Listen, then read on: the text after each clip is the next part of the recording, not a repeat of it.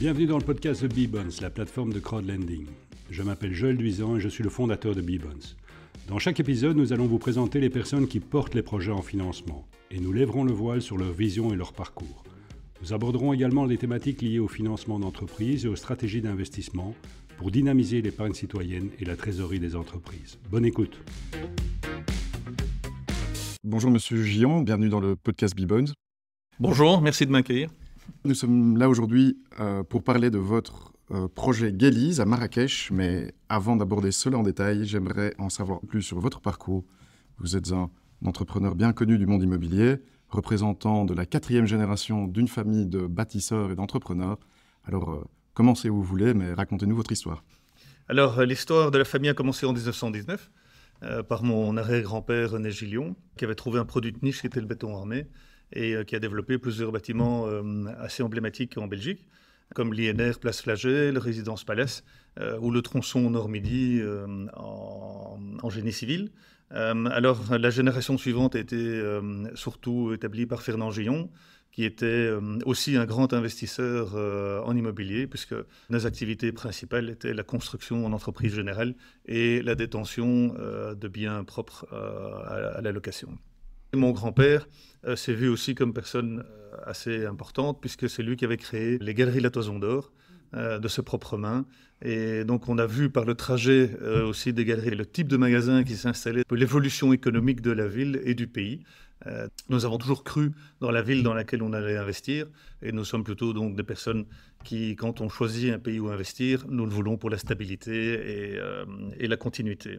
Alors, après est arrivée la 3e génération par Jean-René, Michel et Roland Gillon, qui eux ont développé bâtiments publics, génie civil et bâtiments privés, chacun à leur section. Et puis, moi je suis arrivé en 1993 dans la famille, tout jeune, à 23 ans, ayant passé mes études en préparation à l'architecture, terminé à Saint-Luc. Puis j'avais fait 2 années de gestion d'entreprise à Saint-Louis. Puis j'avais fait aussi un 3e cycle SBPA, qui était en fait surtout dans l'étude de cas. Et donc chargé un peu de ce bagage, ayant évidemment très jeune aussi beaucoup travaillé sur chantier, puisque bon, on était un peu comme Obélix tombé dans la marmite. Donc à ce moment-là, j'ai toujours appuyé beaucoup par toutes ces expériences. Ça m'a amené les idées de précision, d'études approfondies et aussi de connaissances en fait de ce que le monde était fait, puisque sur les chantiers on est entouré de tout le monde et de travail d'équipe et que les choses se font dans la vie par les connexions et le travail d'équipe, et que l'humain est très très important. En rentrant en 93 dans la société, j'ai commencé là en faisant des devis et puis évolué au fur et à mesure. Alors j'ai amené mes premières affaires en 94-95. On n'était jamais promoteur. Et dans la famille, c'était toujours investisseur et entrepreneur général. Et alors c'est comme ça qu'en fait, en 2013, j'avais eu l'idée de fonder Macan Développement, et qui était à ce moment-là une société qui se volait plus de la promotion, mais de nouveau la même chose, en voulant aussi, dans Bruxelles, apporter quelque chose au niveau environnemental. J'avais été président de la Confédération de construction Bruxelles-Capitale. On avait travaillé avec le politique de l'époque sur Bruxelles, capitale verte européenne, et la construction durable et l'économie circulaire. On avait tous une volonté de vouloir faire évoluer Bruxelles positivement dans l'environnement. La seule manière de pouvoir le faire aussi, c'est justement de pouvoir apporter à la ville et de créer dans la ville plusieurs projets de bâtiments rénovés ou de la nouvelle construction, surtout autour de la durabilité et de l'humain. Nous enregistrons ce podcast dans vos bureaux avenue Louise, où on voit de jolies maquettes. Pourriez-vous nous parler de 2-3 projets les plus emblématiques que vous avez réalisés jusqu'à aujourd'hui ? Alors, un qui est des plus humains et qui est celui qui tourne autour de l'environnement et de la construction, c'est celui que nous avons fait à Forêt, qui avait d'ailleurs des petits potagers urbains. Et en fait, nous avons conçu autour de cette idée de potager urbain et de l'environnement et de l'humain un projet tout en longueur, où vous avez une façade qui reprenait un immeuble qui était le long du boulevard de la Deuxième République britannique, qui reprend justement l'idée plutôt architecturelle, industrielle de la ville.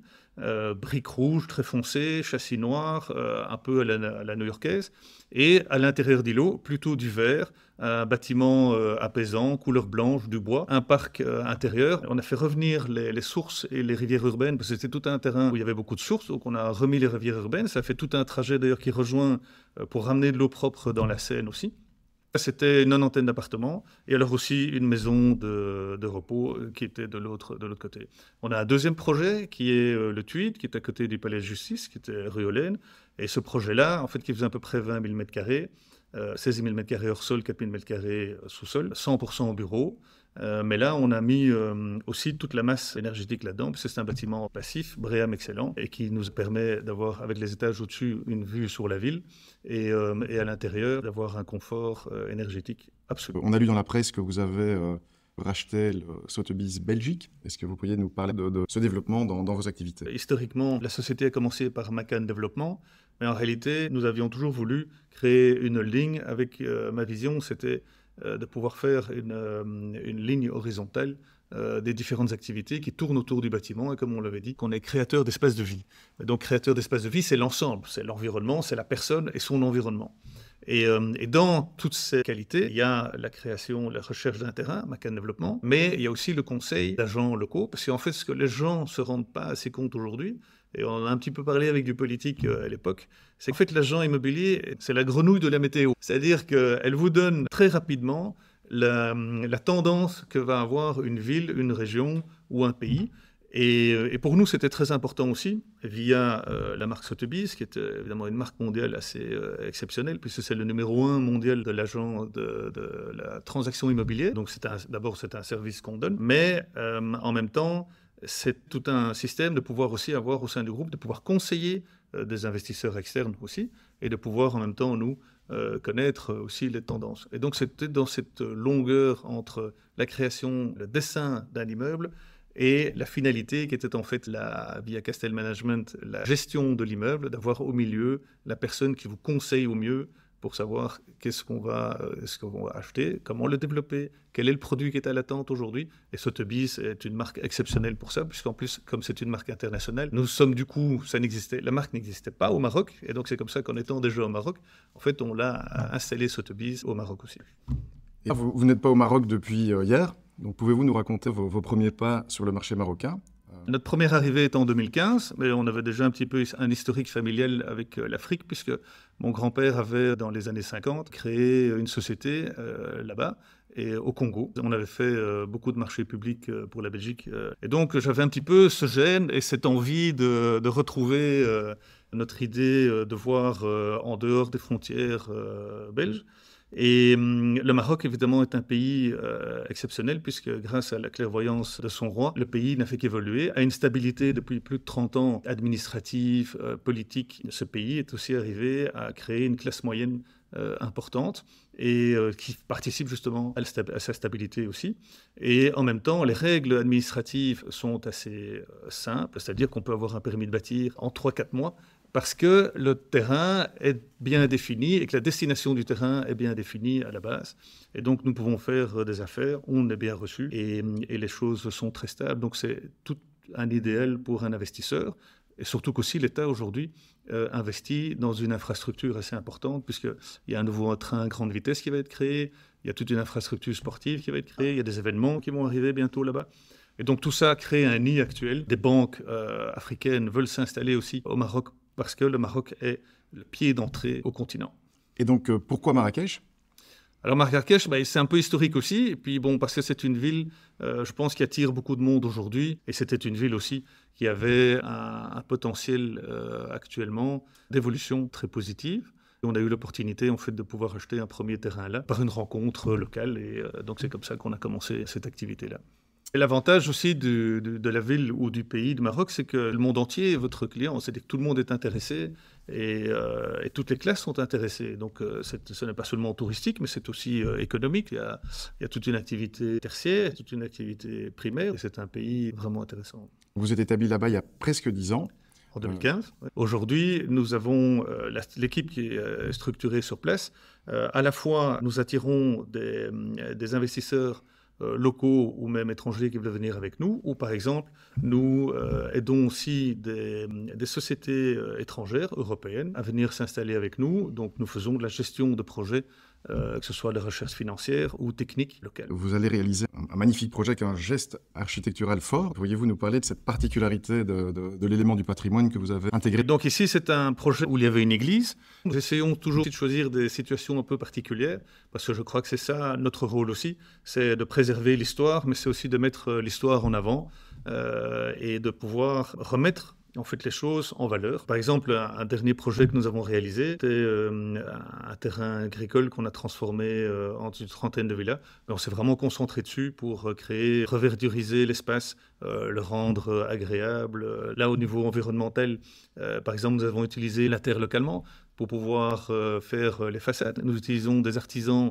qui sont très proches. Le pays permet, par sa multiplicité d'artisans, de pouvoir créer une économie circulaire. Donc, on crée des carrelages locaux, on vient les prendre. C'est même à Dodane que les carrelages ont été amenés sur place. Donc, chaque fois qu'on a un terrain, on prend ses avantages et on les met encore un peu plus en avant, on les multiplie positivement. Donc ici, par exemple, c'était une ancienne église. On va intégrer la façade dans le projet. On va essayer de recréer, de reprendre des éléments locaux aussi, de les mettre en avant. Peut-être juste pour rassurer une partie de nos auditeurs, donc cette église était désacralisée depuis longtemps. Oui, bien sûr, depuis quelques dizaines d'années. On est en contact assez proche avec l'ancien propriétaire. Et donc, évidemment, nous respectons toutes les activités bien avant de faire quoi que ce soit. C'est ça qui est très important dans notre groupe. Et c'est comme je l'expliquais au début, c'est que mon histoire m'a justement permis d'avant tout de voir l'humain et quels sont les respects qu'on peut avoir dans chaque partie. J'ai beaucoup voyagé aussi, que ce soit sous l'eau ou très haut en montagne. Donc j'ai rencontré énormément de gens et ça m'a toujours permis d'être très proche,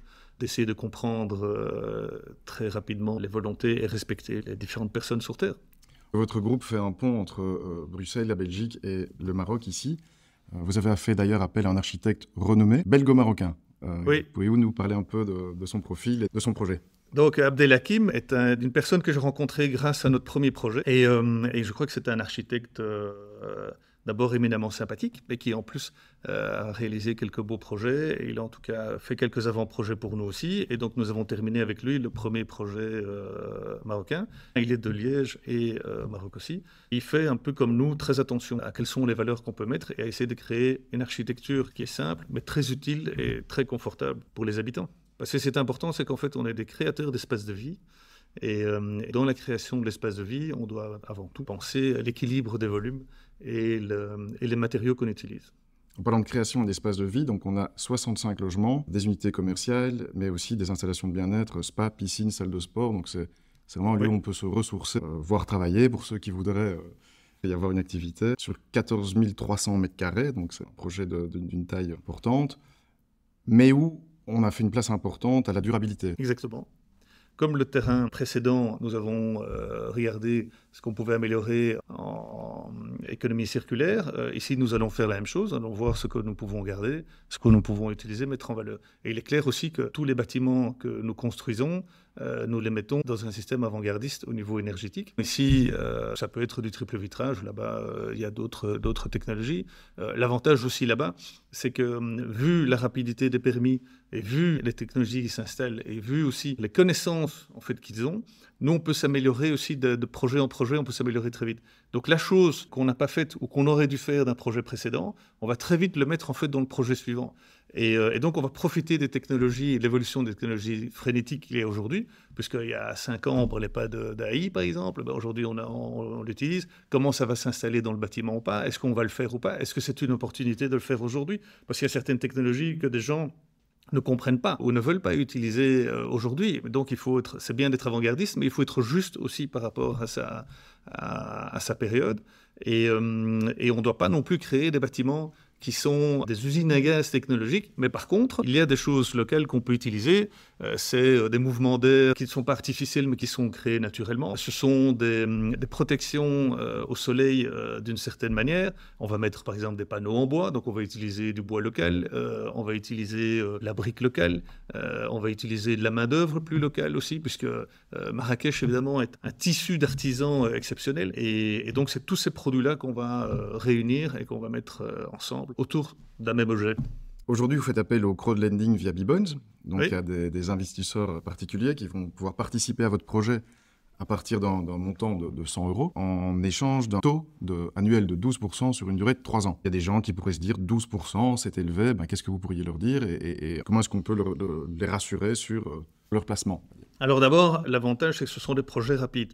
Donc on n'est pas à attendre un permis pendant 10 ans, à user des frais généraux, etc., etc. Donc comme ce sont des projets rapides, mais techniquement c'est intéressant, mais financièrement c'est intéressant aussi évidemment. Puisque à ce moment-là, on arrive à pouvoir attirer des acheteurs rapidement. Les taux d'intérêt sont sur une durée plus courte, et donc du coup on peut offrir quelque chose de stable et un intérêt plus intéressant. Ça c'est le point 1. Le point 2, c'est que vu la rapidité, l'affaire en elle-même est plus intéressante aussi. Le Maroc permet aussi, vu ses stabilités administratives et ces charges administratives moins importantes, d'avoir des structures plus légères autour de nous. Donc ça nous permet effectivement à ce moment-là de pouvoir offrir une part d'argent un peu plus importante à nos investisseurs. On le réexplique dans chaque projet, mais je pense que ça vaut la peine de le répéter, c'est que la partie qui vient du crowdlending n'est qu'une partie du financement d'un projet. Bien sûr. Et donc ça permet de faire un levier et de mener plusieurs projets. Donc ce n'est pas sa seule source de financement et donc le taux qui est supporté sur la totalité du projet. Nous amenons toujours une part de fonds propres. Donc c'est la preuve que nous croyons dans l'endroit. Nous avons commencé notre premier projet 100% sur fonds propres. Nous avons déjà d'ailleurs rapatrié une partie des fonds pour déjà tester la valeur de remontée. Zéro problème, tout va bien. Aujourd'hui, nous investissons dans le nouveau projet avec des co-investisseurs aussi. Donc c'est la preuve que l'installation de Macan, depuis une dizaine d'années sur place, fait preuve de confiance. Nous avons des sociétés étrangères qui nous demandent de pouvoir les aider à s'installer. Donc c'est aussi la preuve que nos connaissances locales et notre équipe locale met les gens en confiance. Et donc le principe effectivement du crowdlending, c'est de ne prendre qu'une part de l'investissement et donc effectivement à ce moment-là de pouvoir permettre d'avoir un taux d'intérêt un peu plus élevé sur cette partie-là et donc d'être attirant. J'ai une maxime qui me suit depuis mes études qui est Hope for the best, prepare for the worst. Donc on a compris que tous les éléments ici sont réunis pour un très beau projet avec des gens qui sont dans le métier depuis plusieurs générations, qui ont une réputation bien établie. Donc les ingrédients du succès sont là, dans une bonne localisation. Mais bon, si les choses venaient à tourner mal, vous proposez une garantie. Le groupe est formé d'une holding qui s'appelle Macan.Group. Donc je suis propriétaire à 100%. Nous avons un Macan Développement Belgique, un Macan Développement Afrique, donc le Maroc. Nous sommes aussi propriétaires de Macan Properties, qui est une société qui détient des immeubles en propre. Et nous avons aussi les agences Sotheby's, qui vont nous aider d'ailleurs localement, puisqu'on a l'agence immobilière Sotheby's en Belgique et au Maroc aussi. Nous avons aussi une société qui s'appelle Castel Management, qui est en fait du property management, donc de la gestion pour les propriétaires. Nous avons une ligne horizontale de différentes sociétés qui peuvent permettre, une, de se soutenir l'une l'autre, mais aussi surtout d'être sur le trajet global de la gestion de l'immeuble. Ces sociétés sont réunies par une holding qui s'appelle Macan.Group, et cette holding, en fait, est le support financier et de gestion de l'ensemble des sociétés. Et donc, c'est Macan.Group qui donnera une garantie qui, elle, est située en Belgique. Et donc, ce qu'on peut comprendre, c'est qu'il y a les fondamentaux du projet à Marrakech, donc qui ont été étudiés, dont le plan financier est communiqué aux investisseurs. Mais donc, si ce projet devait, par exemple, prendre du retard ou alors ne pas se passer comme prévu, la garantie du groupe se repose sur diverses activités. Et donc, ça veut dire qu'on n'est pas exposé à 100% juste au projet. Non, pas du tout. Au contraire. La diversification fait la solidité. Philippe, on arrive au bout de cet épisode. Merci pour toutes ces explications et ce parcours inspirant. On invite les auditeurs à découvrir votre projet sur bbons.com et à y participer si c'est toujours possible. À bientôt. Merci beaucoup.